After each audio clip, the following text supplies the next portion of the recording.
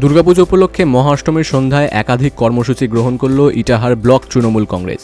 এদিন জাগো বাংলা স্টলের উদ্বোধন এবং জলছত্র সহ বিনামূল্যে অ্যাম্বুলেন্স পরিষেবার উদ্বোধন করলেন ইটাহারের বিধায়ক মোশাররফ হোসেন। মঙ্গলবার ইটাহার চৌরঙ্গি মোড় এলাকার বাস টার্মিনাস প্রাঙ্গণের বাইরে এই উদ্বোধনী অনুষ্ঠানের আয়োজন করলেন বিধায়ক।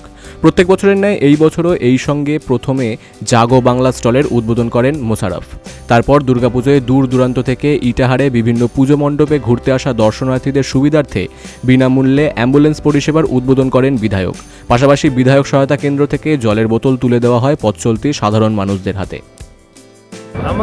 আমি 21 সাল থেকে প্রতি বছরে দুর্গোৎসব উপলক্ষে এখানে একটা সহায়তা ক্যাম্প বা শিবির আমরা কেন্দ্র তৈরি করি, মূলত দর্শনার্থীদের উদ্দেশ্যে যারা রায়গঞ্জ, মালদা, ইটাহারে বিভিন্ন মণ্ডপ পরিদর্শন পরিক্রমায় যায় তাদের সুবিধার্থে এখানে আমরা একটা পরিষেবা সহায়তা ক্যাম্প আমি করি। এবছরও তা করা হলো, উদ্বোধন করা হলো। এখানে আপনি দেখতে পাচ্ছেন ফ্রি অ্যাম্বুলেন্স পরিষেবা থাকবে, ফ্রি গ্যাস সিলিন্ডার পরিষেবা থাকবে, জলছত্রর ব্যবস্থাপনা এবং সর্বোপরি এই জাগো বাংলা স্টল এখানে আমরা আজকে উদ্বোধন করলাম।